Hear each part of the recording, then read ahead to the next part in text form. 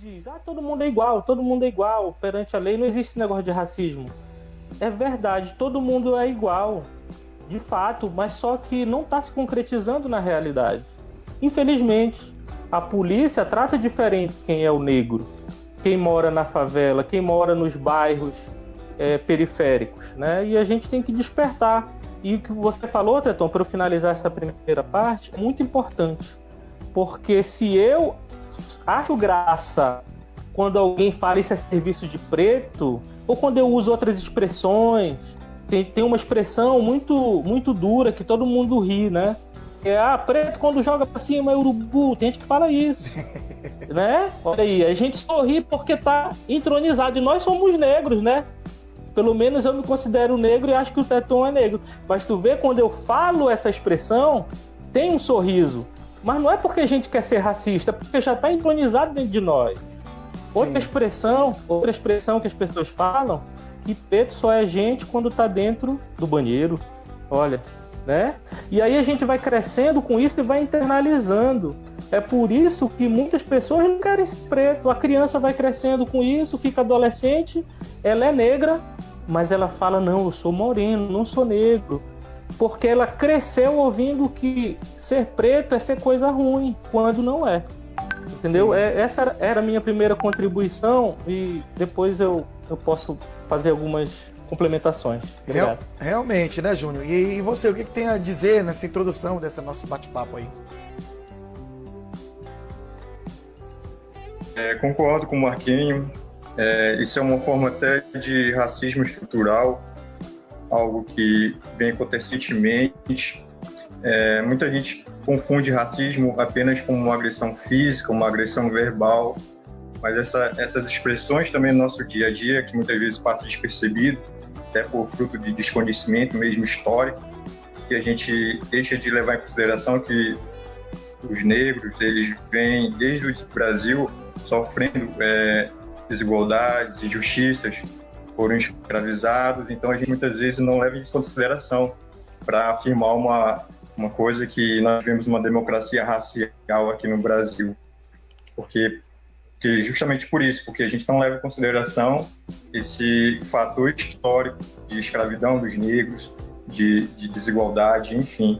A gente não parte do mesmo patamar, a condição de um negro e a condição de um branco na nossa sociedade. Então, isso que a gente tem que mostrar para as pessoas e debater, discutir, e por conta disso nós estamos aqui. Até parabenizar o Marquinho por essa iniciativa, porque é um tema que a gente não costuma estar vendo, discutindo nas redes sociais. Tá certo. A gente tem aqui quase 20 pessoas agora online. Queria pedir para as pessoas compartilharem. Nós temos apenas 2 compartilhamentos. Queria pedir para o nosso amigo Kleber compartilhar, o de Clay, a Daniele, Maria Rosimar, Claudeci, professora Claudeci, compartilha aí. Fernando Palheta, parabenizando também pela discussão, né? Os envolvidos, estou ligado na live, valeu, aquele abraço, compartilhe com a gente. Elton Ferreira também tá ligadinho na nossa live, né? A Meire, o Igor Ferreira, aquele abraço. Vilma Carmo, tá tudo ok? Claudeci, enfim, o Bruno, todo mundo que tá ligadinho aí. Obrigado mesmo aí pela participação. Lucas Braga também. Meu amigo Lucas, compartilha aí essa nossa informação. Marquinhos, hoje a gente está acompanhando na imprensa vários protestos lá nos Estados Unidos que traz essa preocupação da questão do racismo. E a gente sabe que os Estados Unidos é um país extremamente preconceituoso e racista, né? A gente acompanha ao longo da história. Qual é a tua análise que tu faz sobre essa questão da morte daquele homem negro que foi asfixiado pelo policial até o fim, mesmo ele pedindo para soltar, porque ele não estava conseguindo respirar, mesmo assim ele não ouviu. Isso era ódio? Ou era ódio por ser negro? Ou qual é a avaliação que você faz por isso? E Teton, isso que aconteceu com George Floyd nos Estados Unidos acontece todo dia no Brasil. Todo dia acontece isso. E às vezes que a gente consegue algumas filmagens para mostrar, para isso ser revelado para a sociedade. Eu vou citar alguns casos que aconteceram aqui no Brasil. Quem se lembra, em 2019, Evaldo dos Santos e sua família que voltava de um chá de bebê e foi foi vítima de mais de 80 tiros disparados pelo exército que estava fazendo a intervenção no Rio de Janeiro. Olha só. E o pai de família morreu. E morreu por quê? Porque era negro. E estava com a sua família, não reagiu, não fez nada que o motivasse. E os oficiais do exército fizeram isso, os agentes do exército. Vou citar outro exemplo. 5 jovens que foram fuzilados no Rio de Janeiro, entre 16 e 25 anos. Isso aconteceu em 2015, numa favela do Rio de Janeiro. Eles foram para comemorar que o rapaz de 16 anos tinha conseguido seu primeiro emprego e saíram para comprar o lanche. Quando voltaram, aconteceu isso. Foram assassinados pela polícia. Inclusive, os policiais tentaram mexer na cena do crime para dizer que foi que os rapazes estavam com uma arma, né? Mas depois isso foi descoberto pela perícia. Outro caso que aconteceu em 2015, um dentista negro de 28 anos que foi assassinado pela polícia porque disseram que foi confundido com um bandido. Olha só, com um ladrão. Não é isso? Isso. Outro caso que aconteceu, mais um que eu vou citar. Uma mulher que foi vítima de um tiroteio entre traficantes e polícia militar. Ela morreu. Então, Teton, Júnior e a todos que me ouvem e que me veem, o que foi que eles fizeram? A polícia pegou o corpo da mulher, jogou no camburão da polícia e foi levar para a delegacia ou para o IML. Aí o que foi que aconteceu? O carro, a tampa do camburão estava mal fechada e o corpo da senhora, uma senhora negra que morava na favela, de 30 e poucos anos, o corpo dela caiu e foi arrastado por vários metros. Entendeu? Então a gente está vendo que o que aconteceu com George Floyd acontece todos os dias aqui no Brasil. O João Pedro, que era um rapaz que estava dentro da sua casa, a polícia fez uma operação e deram 70 tiros e a pessoa morreu, né? Realmente. Então, Teton, não tem como a gente fechar o olho para essa questão do racismo. Não precisa ser de esquerda. Isso não é uma pauta que é só de esquerda. A direita sensata também tem que abordar essa questão, porque é uma realidade. Então tem gente, Teton, que defende a direita, que coloca uma frase para se contrapor à frase que está ecoando nos protestos dos Estados Unidos. A frase é: vidas negras importam. E aí tem gente, inclusive pessoas negras de direita aqui no Brasil, que colocam a frase dizendo assim: todas as vidas importam. Mas é claro que todas as vidas importam. Mas parece que a polícia esqueceu que todas as vidas importam, né? As instituições, as pessoas parece que esqueceram que todas as vidas importam. É isso que a gente está vendo, né? Então a gente tem que lembrar, sim, que vidas negras importam. E aí a gente usa essa fala de vidas negras importam porque é uma questão em especial. Porque a gente pode falar muito bem que as mulheres precisam ser protegidas da violência doméstica. Não é verdade? Então daqui a pouco alguém da direita vai chegar e vai dizer assim: não tem que proteger as mulheres, tem que proteger todo mundo. Mas claro que tem que proteger todo mundo. Mas quem é que apanha dentro de casa? Todo mundo sabe que são ainda, infelizmente, as mulheres. E se a gente esconder isso, como é que a gente vai combater? Não é verdade? Sim. Então é um compromisso nosso, para finalizar mais esse pedaço da minha fala, Teton, é um compromisso nosso a gente reconhecer que nossa sociedade é racista, sim, e que nós temos racismo dentro de nós, e que nós temos que combater esse racismo, nós temos que avançar. Esse pedaço da minha fala, nós temos que descolonizar a nossa cabeça. A gente reconhecer que nossa sociedade. Por que hoje a gente fala que o negro é inferior? Se fazem piadas dizendo que o negro é inferior. Então, Teton, você pode ver que sempre tem umas piadas que fala do alemão que fala do norte-americano e fala do brasileiro. E quem é o malandro da história? É sempre o brasileiro. Quem é o burro da história? Sempre é o brasileiro. Quem é o matuto da história? Sempre é o brasileiro. Entendeu? Então, nós brasileiros olhamos para a Europa e achamos que é uma maravilha a Europa, que os Estados Unidos é bom e que nós somos inferiores.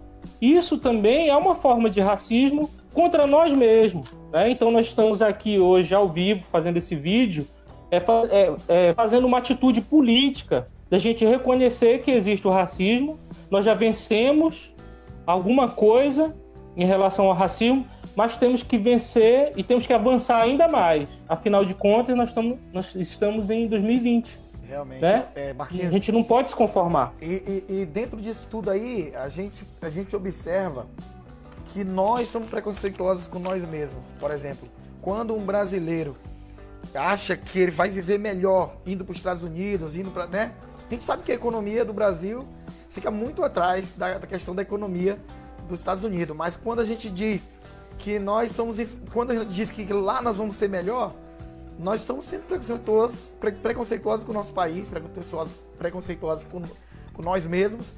Então, assim, é uma discussão que é muito ampla, como o Fernando Palheta está falando aqui, tem um tema de bastante relevância, mas muito grande, está falando aqui nos comentários. Deixa eu ver aqui, o Pedrinho Viana aderiu também, o Baldo Pontes. O Baldo, olha, Marquinhos, o Baldo está aqui na área. Zilda Carmo, professora Zilda, também está aqui, obrigado pela sua participação. Carla Tayene, Vera Soares, Jefferson Nóbrega, André Luiz, um grande jovem, que é professor de redação aqui em Pixuna. É uma honra ter você aqui com a gente, viu, André? A Sheila Martins, muito importante falar sobre o racismo, né? Amanda Vieira, né? Alex Costa, falando o seguinte, a diferença é que os Estados Unidos, que nos Estados Unidos o negro é... Tem algum problema? Deixa eu ver aqui, calma. Vamos já resolver aqui o que está acontecendo. Opa. Tá ok aqui, peraí. Júnior, você ouviu a minha pergunta? Ouviu minha pergunta, Júnior? Repete para mim, por favor, Teton. Tá, é uma colocação... Marquinhos falou tanto que... Tá, é uma colocação de um internauta aqui. O Alex Costa está dizendo aqui, ó, a diferença é que nos Estados Unidos o negro é minoria e aqui no Brasil o negro é maioria e não reage. O que você me disse? Concordo plenamente. A última pesquisa que o IBGE fez, 56% das pessoas se declararam preto ou pardo. Então a gente vê que uma maioria realmente, assim como não é nos Estados Unidos.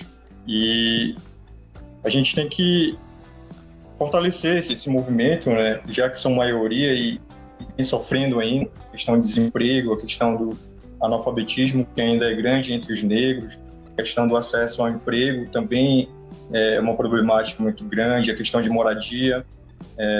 Então, toda essa estrutura que o negro não encontra, ainda é fruto desse processo histórico. Eu gosto muito de enfatizar isso. A gente desconsidera, muitas vezes, esse processo histórico do negro, de escravidão, enfim. Então, isso dificulta mais ainda o acesso dele a políticas públicas de ascensão social. Mas o movimento negro, Teton, ele, pelo que eu tive lendo, ele está bastante ativo, entendeu? Ele é recorrente às suas lutas. Então, o que a gente ouve muito da imprensa, geralmente, apenas que existe o racismo, mas não mostra a luta, a postura desses movimentos em busca de um reconhecimento, de uma igualdade de oportunidade, que o Estado, junto com a comunidade, junto com as instituições, como a igreja, por exemplo, a igreja também tem que inserir nesse debate, a Secretaria de Cultura, a Secretaria de Educação, as escolas, a família, a própria família também está inserindo todo esse contexto, esse diálogo entre os nossos filhos, para que a gente tenha uma sociedade melhor e mais igual. Porque no pleno século XXI, a gente ainda enfrentar esses casos de racismo, quando o Marquinhos elencou aí, da violência policial representada pela violência do Estado. Então, isso tem que mudar e a gente tem que ajudar esses grupos. É porque eu não sou negro que eu não posso me envolver na questão. Não é só o negro que tem que envolver nessa luta, a gente também. Então, é para fortalecer cada dia mais esse movimento. Tá certo. O Naldo Servo aqui, Marquinhos, está falando, e como falar do distanciamento de hoje, social de hoje, sabendo que há séculos o distanciamento social existe. Realmente, são raças que de qualquer forma se confrontam na história, ao longo da história, né? O Fernando Palheta está parabenizando aqui. Boa, Marco. O primeiro passo para o combate ao racismo é a conscientização do racismo em si mesmo. Júnior Bahia, né, tá dizendo aqui, uma discussão muito necessária, né? Todo mundo é contemplado aqui com a sua fala, viu, Marquinhos? E dizendo que o debate do combate ao racismo deve ser sempre, não apenas em 1 de novembro, né? Realmente, quando tem a questão da consciência negra, né? Uma pergunta que estratégia pode ser pensada para o combate ao racismo? Calma, uma pergunta. Que estratégias podem ser pensadas para o combate ao racismo, Marquinhos? O Fernando Palheta está perguntando aqui. O que você acha? Obrigado pela pergunta. A estratégia é partir de nós mesmos. Isso faz parte da estratégia. Esse ato que a gente está fazendo aqui já está fazendo parte de uma estratégia de a gente mesmo tomar consciência e a gente partir para o enfrentamento dessa questão. Dentro das escolas também, dentro das igrejas. A gente não tem que botar de lado, né? A gente tem que discutir, né? Eu acho que é isso. E na escola também a gente tem que procurar os professores de história, de geografia, de sociologia, de filosofia, buscar o porquê que o nosso país é racista. Por que nós somos racistas, né? Principalmente em relação ao negro. A gente tem que olhar que a abolição da escravidão se deu em 1888. Se a gente for fazer um cálculo, vai dar 132 anos. Mas a gente pensa que isso é muito, mas não é muito. Porque se a gente for pensar que, para quem é adulto hoje, que a avó da nossa avó viveu no período ainda da escravidão, no final do século XIX. E a gente tem que pensar o seguinte, que mesmo depois que foi abolida a escravidão, que relações de escravidão ainda ocorriam no Brasil. E aí a gente tem que pensar que...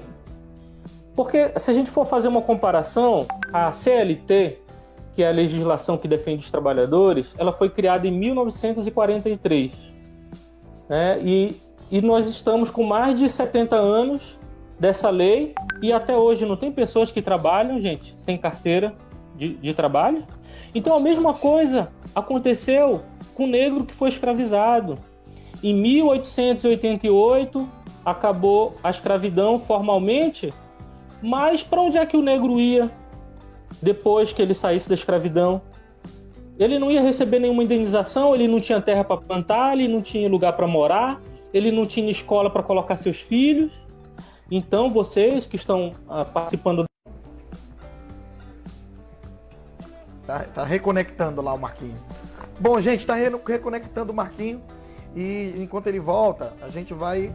Superado por apenas Marquinho, 100 anos. Marquinho, né? Tinha dado problema na tua conexão. Pode retomar um pouco aí no teu último parágrafo aí. Onde foi que eu parei? Onde foi que pegou? Onde foi que pegou? Eu não me lembro, mas enfim, conclui o teu pensamento, a gente vai... Vou concluir. O que eu quero falar, sintetizar, até Tom Júnior e todos que estão ouvindo, é que esse racismo de hoje é resultado do processo de 350 anos de escravidão que ocorreu no país. Sim. Então os europeus foram lá no continente africano, sequestraram as populações negras, trouxeram para cá e não bastava chicotear, não bastava obrigar a trabalhar, não bastava desfazer as famílias, não bastava estuprar as mulheres. Eles tinham que dizer que a religião do negro é coisa do diabo.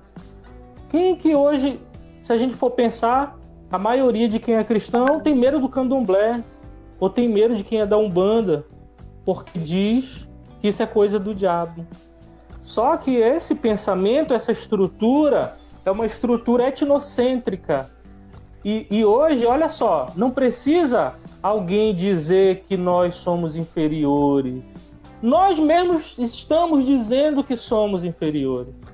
E aí, a gente vê que a gente tem uma herança cultural dos europeus, dos indígenas e dos africanos, certo? Não é que a gente tenha que negar a origem dos brancos europeus.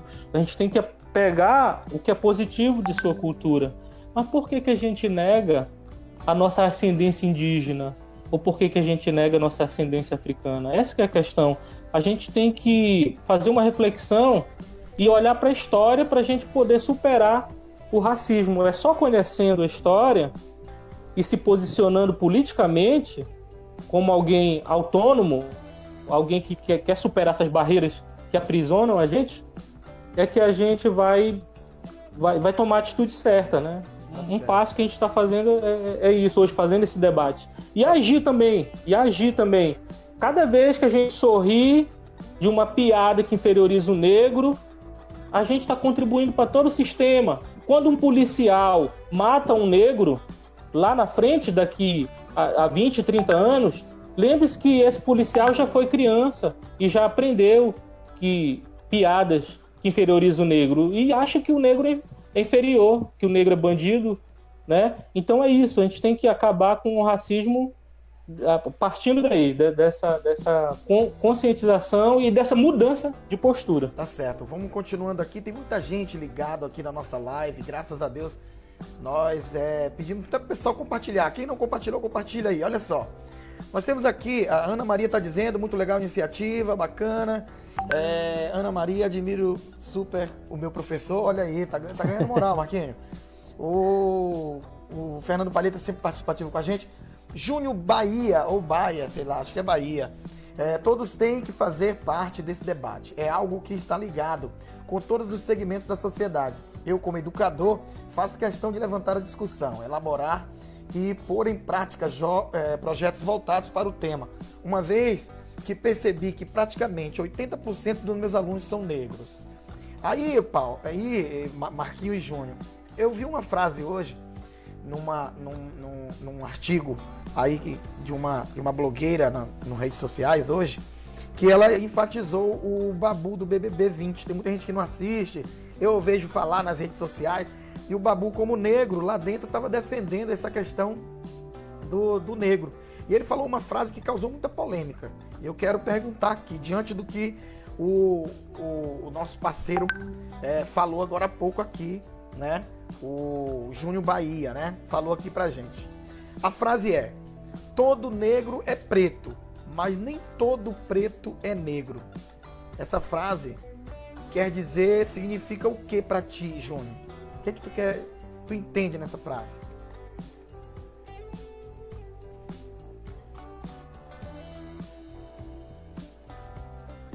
Pergunta direcionada para mim, Titon? Sim, Júnior. O que você enxerga nessa frase? Vou repetir a frase aqui. Todo negro é preto. Tá falhando o teu áudio um pouco. Ok, tá ouvindo agora? Melhorou um pouquinho? Vou dizer aqui, ó, a frase. Todo negro é preto, mas nem todo preto é negro. O que você entende disso aí?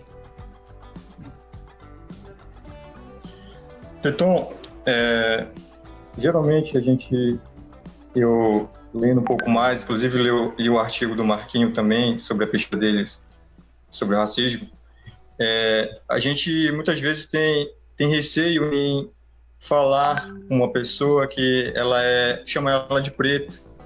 A gente acha que isso, falando dessa forma, é uma forma de racismo, mas eu entendi que não, que outras palavras que a gente utiliza, como moreno ou mulato, para suavizar essa expressão, mas não, a gente deve chamar assim a pessoa, claro que é negra, chamar de preto, e isso não é uma forma de preconceito, de racismo. Então, essa ideia está muito arraigada nas nossas mentes, e o Marquinho pode até comentar melhor, porque ele fez esse estudo. Sim. Que é um artigo que ele fez, e inclusive eu quero comentar alguns trechos do artigo dele, também de uma entrevista de Jamila Ribeiro, que é uma filósofa negra, pesquisadora do tema. para estar tecendo alguns comentários em relação à visão dela, porque é mais fácil a gente ouvir, ler opiniões de pessoas negras que estão ali no dia a dia sofrendo com qualquer tipo de racismo, preconceito em virtude de sua cor. Certo. Marquinhos, e aí você? Me diga alguma coisa sobre isso aí. Tá. Eu não assisti Big Brother, eu não gosto. Mas eu acho que eu entendi o que esse homem falou. Eu entendi que quando ele fala assim, que todo negro é preto, mas nem todo preto é negro, é que nem toda pessoa que é preta assume a negritude como sendo... assumindo como se fosse uma etnia, os valores culturais, é nesse sentido, entendeu?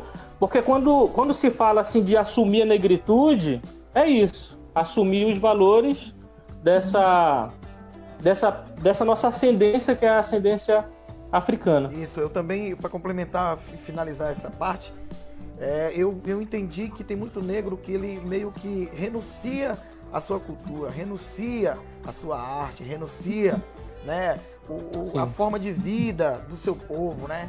Ele acaba querendo fugir um pouco dessa questão. Por isso, foi o que eu deu para entender nessa frase. Mas tem muita gente aqui mandando recados aqui, Marquinhos. Vou dar uma lida aqui de novo, rapidinho aqui. Deixa eu ver quem é que tá aqui. Paulo Sereno, né? Também tá aqui, olha, o Naldo Servo Duarte está dizendo 1888, 1500, 132 anos, né, de luta, tá colocando aqui, né? Tá fazendo uma análise bem lá atrás mesmo. Os avanços não são institucionais. Naldo e Jonivaldo juntos, né? O Paulo Sereno está dizendo: boa noite, meus amigos. Desde já parabenizo a equipe organizadora durante o pertinente debate referente às políticas públicas dentro dessas instituições públicas, né? Que criadas como meio de inserir a população negra nas universidades. Um exemplo são as cotas destinadas a este público. Quais as opiniões sobre a temática? Nós tínhamos conversado previamente, eu acho que o Paulo Sereno conectou bem na nossa conversa, Marquinhos. Eu sou totalmente contra a questão das cotas. A gente já conversou previamente e essa pergunta dele aqui foi pertinente, que a gente já tinha conversado. Eu não concordo, já falei, mas eu vou falar para os internautas, que eu acho que o negro tem a mesma capacidade que um branco tem, né? Eu sou negro e eu me julgo como uma pessoa que tem alta capacidade de disputar uma vaga na universidade. Porém, a gente sabe, do ponto de vista financeiro, do ponto de vista capitalista, as minhas oportunidades não é a mesma de quem tem condições financeiras. Esse é meu pensamento. Mas, Marquinhos, qual é a tua opinião sobre isso? Tá. Sobre as questões da cota, quando eu tinha meus 18, 19 anos, eu era contra também. Mas depois eu fui pensando, refletindo e avaliando. O que foi que me fez mudar? Eu ouvindo as pessoas do movimento negro falando o seguinte, que na década de 80, 90, você entrava numa universidade lá na Bahia, e na Bahia a gente sabe que a grande maioria são de negros. Você entrava numa universidade na Bahia, Teton, onde de medicina não tinha um negro sequer. Você entrava nos cursos de direito, de engenharia, não tinha um negro sequer. O que é isso? Né? Mas a resposta é muito simples, eu já havia respondido quando eu falei da questão das oportunidades. E Teton, tá vazando algum áudio aí que tá... lá no Júnior. Causando ruído. Bloqueia o teu áudio aí, Júnior. Ah, tá, já. Okay. Já. Então, a grande questão é isso, que as oportunidades não são as mesmas. Eu posso usar uma figura de linguagem, Teton? Certo. Por exemplo, quando se fala assim, olha, lá está a linha de chegada. A linha de chegada é daqui a 10 quilômetros. Só que nem todo mundo larga do mesmo lugar. Tem gente que está largando lá do final dos 10 quilômetros. Tem gente que está 5 quilômetros na frente. Tem gente que está 3 quilômetros na frente. Tem gente que está 7 quilômetros na frente. Mas não é porque ele tem mais capacidade. É porque a estrutura social colocou ele lá na frente e colocou outros para trás. Eu acreditaria na meritocracia se todo mundo tivesse as mesmas oportunidades, ou oportunidades semelhantes, iguais. Por isso que a cota é necessária. Tem que ter cota para ter negro dentro da universidade. Se não fosse as políticas das cotas, hoje nós não teríamos mais de 50% de negros na universidade, certo? Então, outra coisa que eu quero te falar, um exemplo bem prático. Presta bem atenção. Eu sou negro, sou filho de negro, moro numa favela, e aí eu vou ter que ir para a escola, só que hoje eu não fui para a escola porque teve tiroteio, Tetão. Teve tiroteio na rua, eu não consegui chegar. Às vezes eu fico até uma semana sem ir para a escola. Aí eu chego na minha escola da periferia, não tem merenda, eu não tenho material que preste, os professores faltam. Enquanto que o outro rapaz branco, que está lá nos centros urbanos, estuda de manhã e de tarde, Tetão. Estuda inglês, estuda francês, faz natação, tem professor particular. Então é diferente. E às vezes esse que é o filho do negro, às vezes tem que largar a escola para ajudar o pai. Às vezes passa aí 5 anos sem estudar porque teve que ajudar o pai a colocar a comida para dentro de casa. Entendeu? E às vezes, quando eu era contra as cotas, eu sendo negro, no passado, eu era contra, e eu tinha um amigo branco dentro da universidade que era a favor das cotas. Porque esse meu amigo que era branco dizia assim: Marcos, mas tem muita gente que não consegue emprego porque é negro. E aquela pessoa que poderia admiti-lo, ela não vai ser racista ela não vai falar diretamente assim: eu não te contrato porque tu és negro. Ela fala assim: vamos entrar em contato. Mas na cabeça... Nunca mais liga. Então, na cabeça dela, ela falou: mas não vou colocar esse neguinho aí não, meu irmão, não confio. Aí chega o outro, que é branco, e coloca, né? Acontece essas coisas. Já tem vários e vários relatos. Então, entendeu? Então eu passei a acreditar que as cotas é um instrumento importante. Não é para ser a vida toda, para ter cota. Mas o dia que tivermos oportunidades iguais, a gente deve acabar com as cotas. Era isso. Complicado. Não, tá, beleza. Vamos lá, vamos nessa. Vamos seguir aqui o nosso debate. O Fernando Palhetto estava fazendo uma pergunta aqui, aí vai incluir um pouco de política no meio. Aí eu quero ouvir a opinião de vocês dois. Uma pergunta aos colegas. O que o movimento neofascista, encabeçado pelo presidente Bolsonaro e demais conservadores de extrema direita, impacta na luta contra o racismo? Isso é uma pergunta polêmica, viu? E se vocês quiserem ficar sem responder, eu vou entender. Vai lá. Júnior, por favor, tua analogia sobre isso. Desbloqueia teu áudio, Júnior. Tá ok? Pode falar. Fica à vontade. Então, inclusive, para exemplificar isso, até tem aqui uma fala do presidente da Fundação Palmares, rapaz negro, cidadão negro, chamado Sérgio Camargo, e chamou o movimento negro de escória maldita formado por bandos de vagabundos. Então, você tem uma pessoa, representante dessa Fundação Palmares, que tem como objetivo valorizar a cultura negra, criar políticas para valorização, para inserção no mercado de trabalho, entre outras coisas. Uma pessoa dessa que se diz representante de movimento negro e fala uma situação dessa, ele está ali nada mais, nada menos que representando o governo no qual ele está fazendo parte. Eu creio que é uma mentalidade tem como objetivo todo esse governo. Uhum. Então, isso é um exemplo bem típico da pergunta que foi feita aí pelo parte que eu concordo plenamente com ele. Tá certo. Marquinho, e aí, cara? Me tira dessa enrascada. O que você me diz, Marquinho? Desbloqueia o teu áudio. Teu áudio tá bloqueado, Marquinho. Desbloqueia. Oi. Tá. Agora, ok.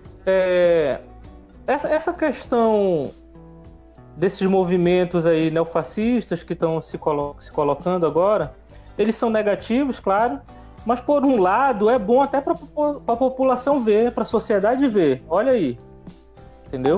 Olha aí o que está acontecendo, né? Para a gente fazer o que a gente está fazendo aqui, lutar em todas as frentes, né? E tem que aproveitar que a gente tem democracia. E aqui é um espaço de educação também para discutir isso, não é só na escola.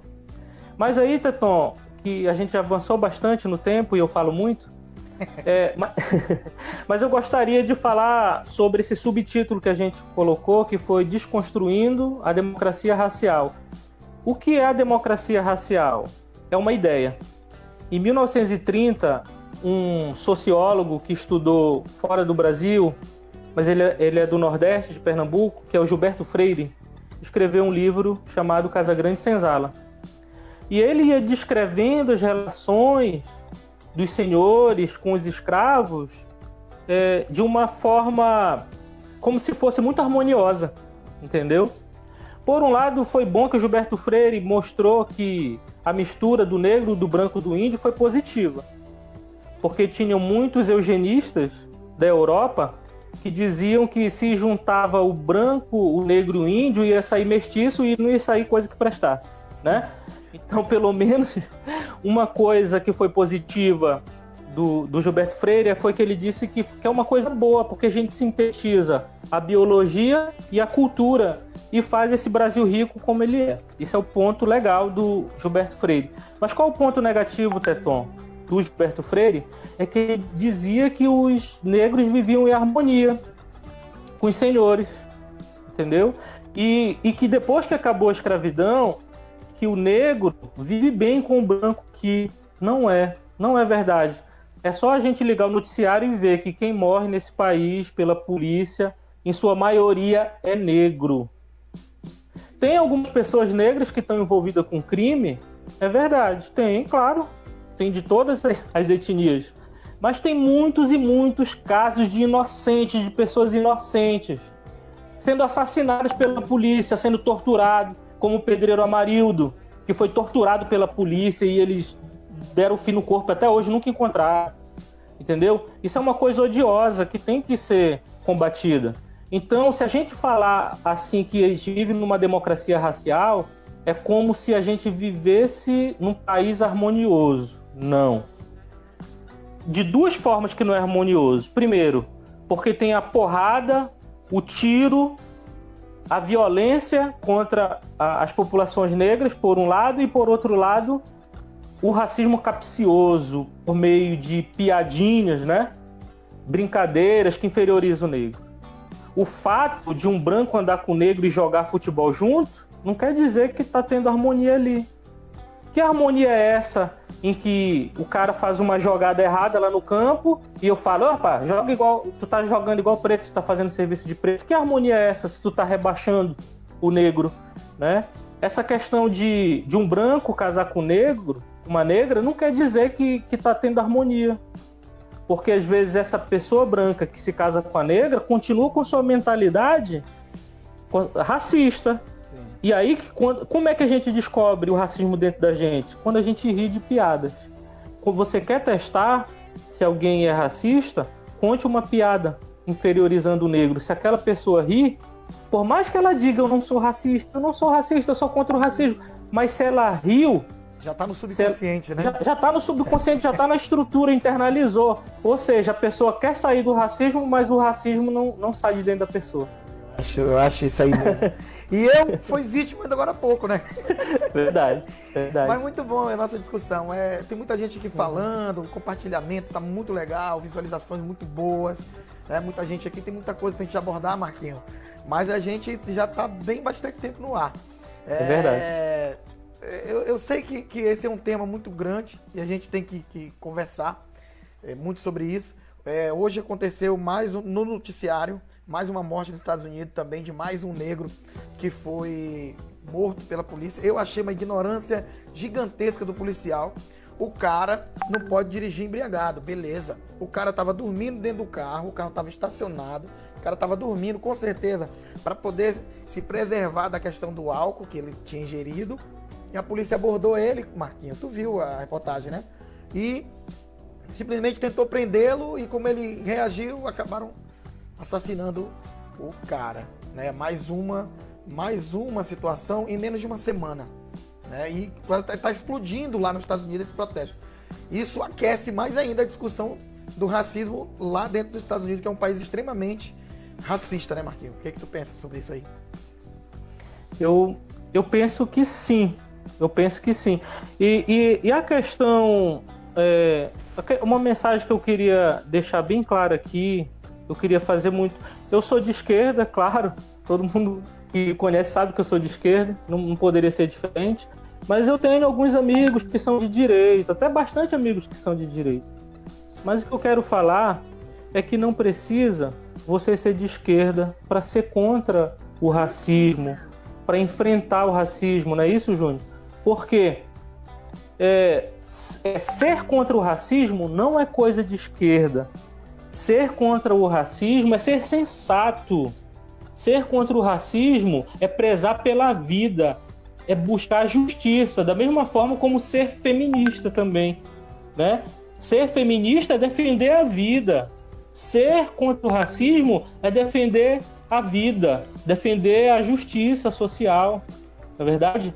E aí a gente tem que ter muita cautela, porque se você que está nos assistindo, que está participando do debate, se você é negro e você nega que você é negro, você fala assim, ah não, eu sou moreno, né? E fica fazendo piada, inferiorizando o negro, e isso é pior do que o chicote, porque é você que tá aceitando essa pecha que é desumana, de que você é inferior como negro. E como o Júnior falou antes, quando alguém lhe chama de preto, você tem que ficar feliz, meu amigo.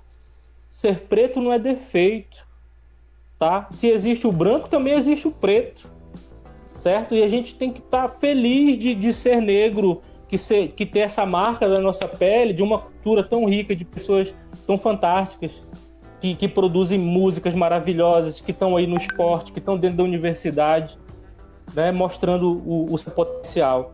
E, de repente, uma pessoa que quer negar a sua cor, fazendo como o Capitão do Mato, na época da escravização dos negros no Brasil.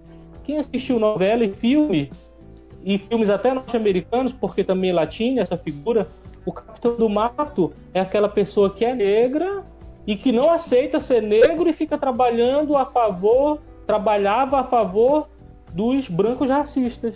Então nós não podemos ser capitães do mato.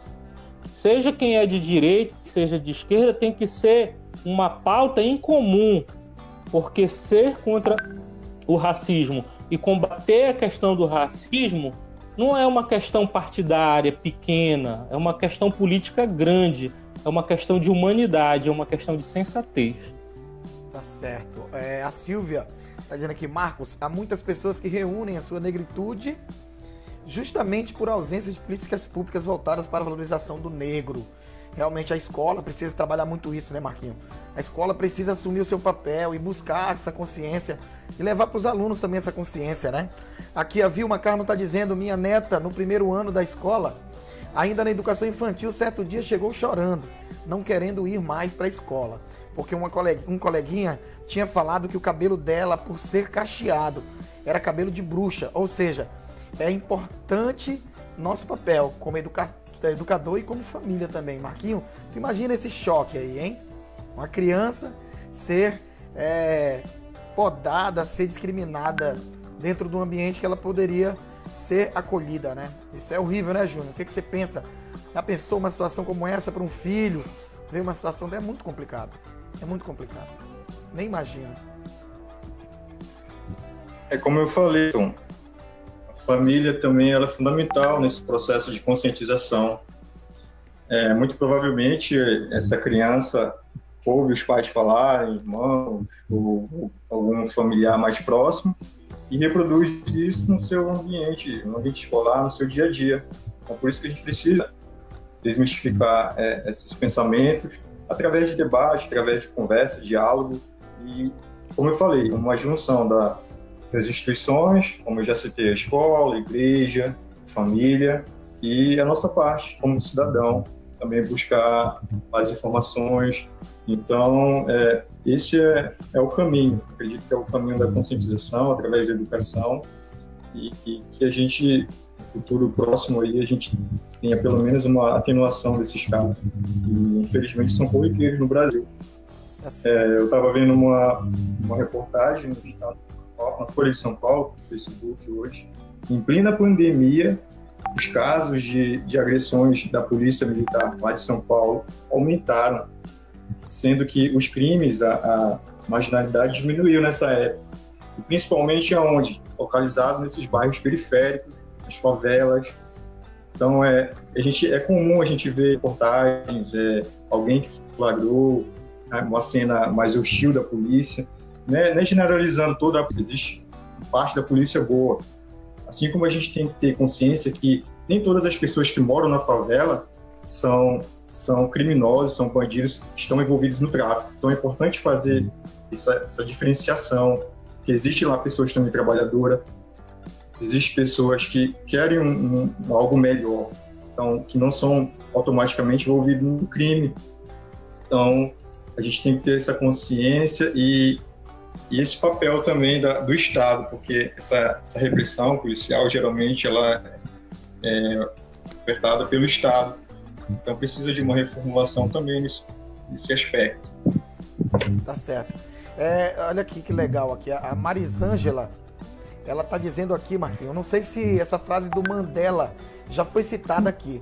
Ela é imprescindível para ficar como registro. Olha que legal. Ninguém nasce odiando outra pessoa pela cor da sua pele, ou por sua origem, ou sua religião.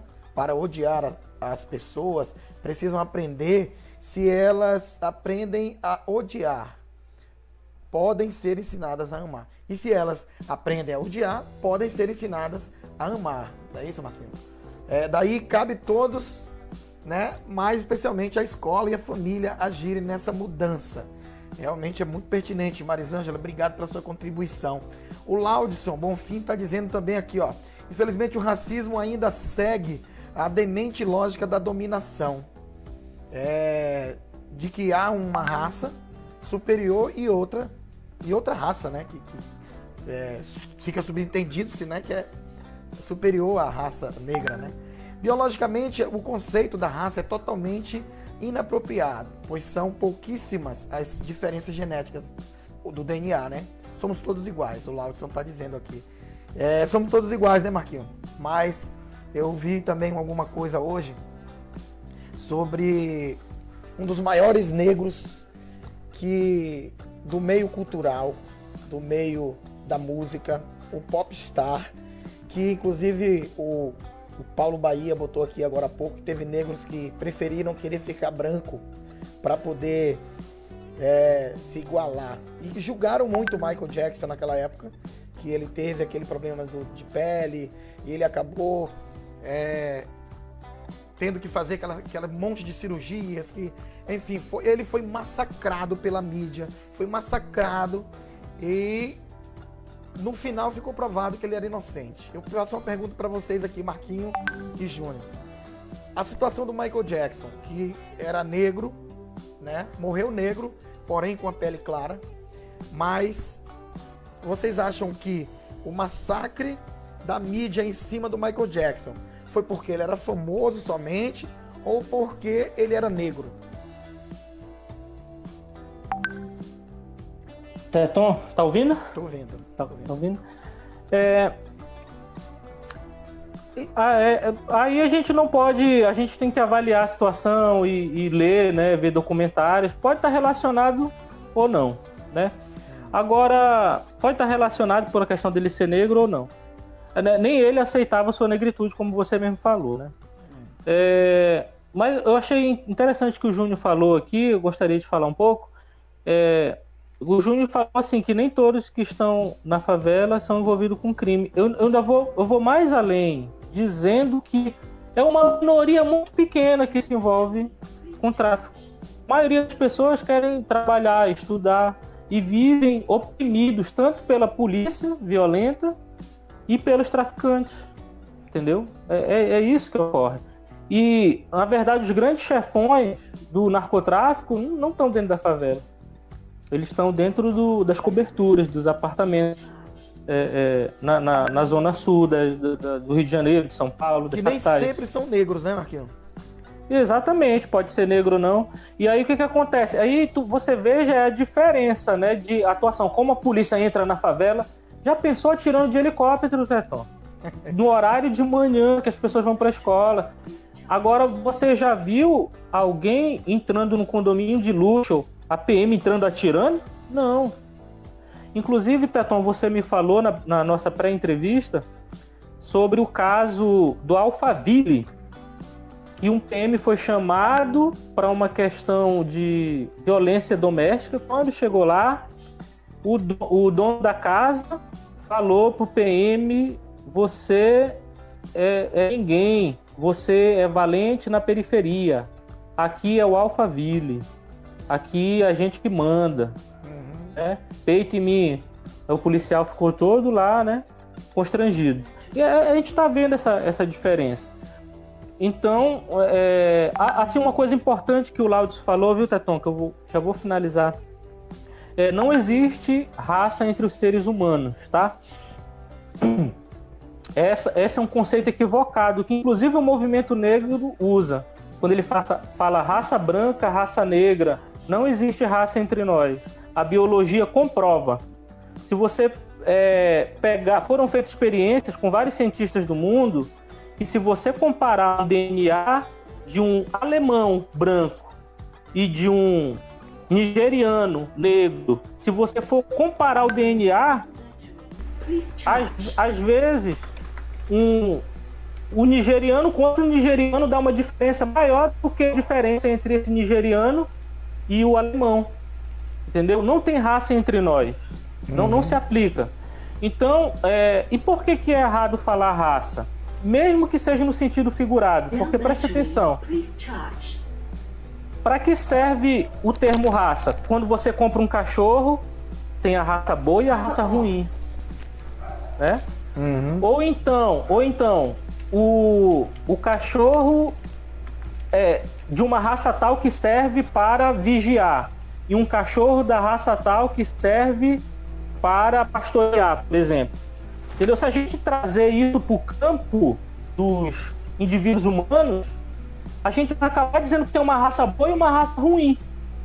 Uma raça que serve para pensar e a outra raça que serve para trabalhar, como era difundido no período da escravidão. E quando eu era criança, quando eu era muito criança, eu ouvi pessoas falando ao meu lado: ah, rapaz, o branco é bom para pensar e o negro é bom para trabalhar. E todo mundo é bom para trabalhar e para pensar, entendeu? Inclusive os indígenas diziam que os indígenas eram preguiçosos porque não queriam trabalhar aqui e fugiam. Quem é que quer trabalhar de graça? Quem e é apanhar, que quer trabalhar de graça? E apanhar ainda. E apanhar.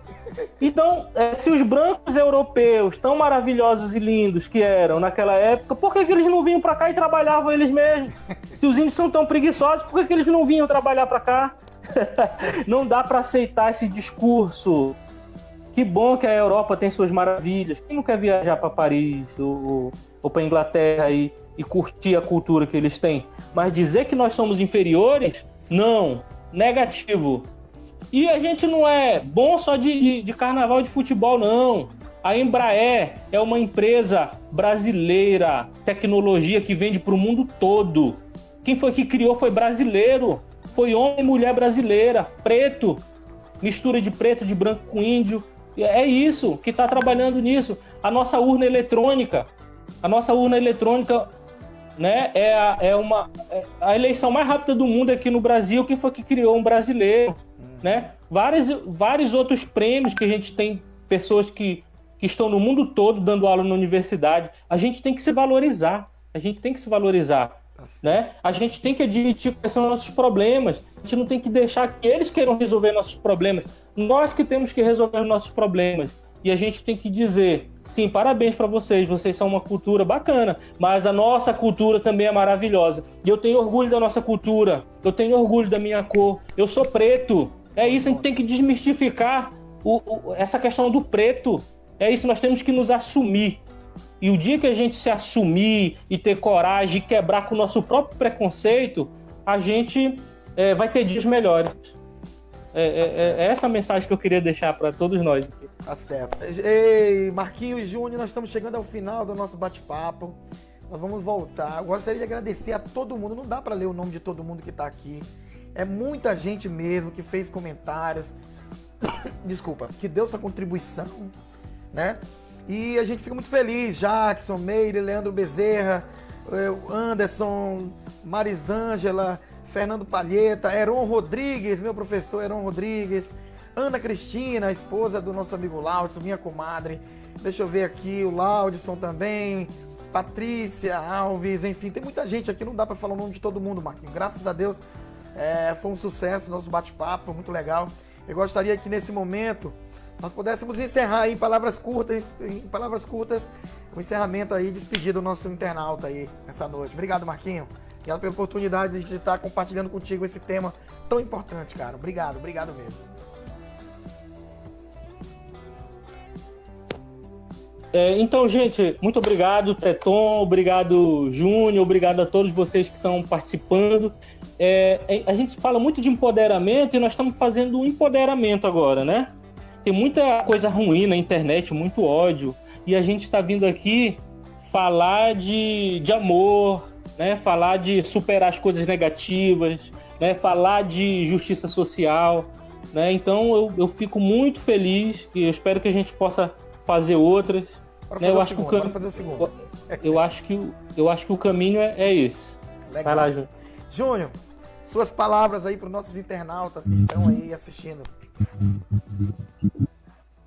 Beleza, Teton, Marquinho, obrigado pelo convite, novamente agradecer a participação aí de cada um.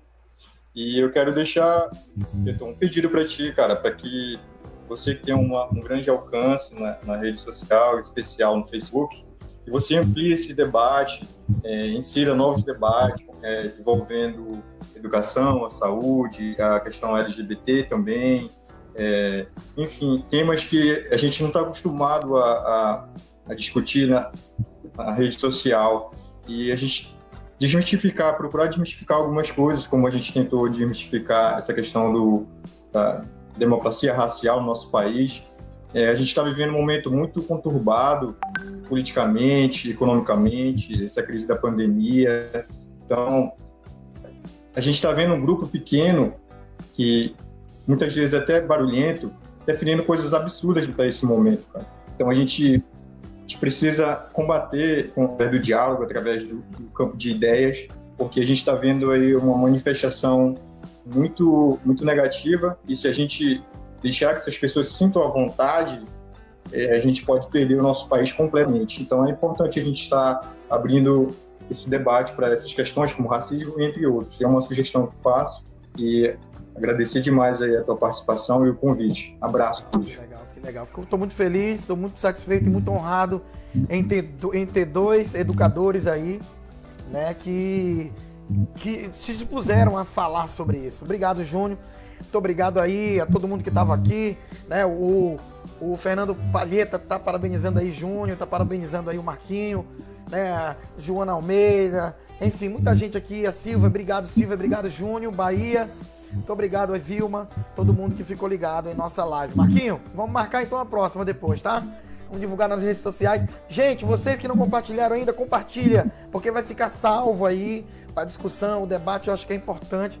E se vocês compartilharem, vai chegar em muito mais gente. E a gente vai chamar a segunda live. E vocês já são convidados para estar com a gente, tá bom? Grande abraço para vocês que estão ligadinhos aqui na nossa live. Quero agradecer mais uma vez. Fico muito feliz de ter feito parte desse momento super, mega importante aqui para Ipixuna do Pará e nosso Brasil, tá bom? Um abraço para vocês, Marquinhos. Um abraço para vocês também que estão em casa. Um abraço aí. Fica com as imagens de Ipixuna.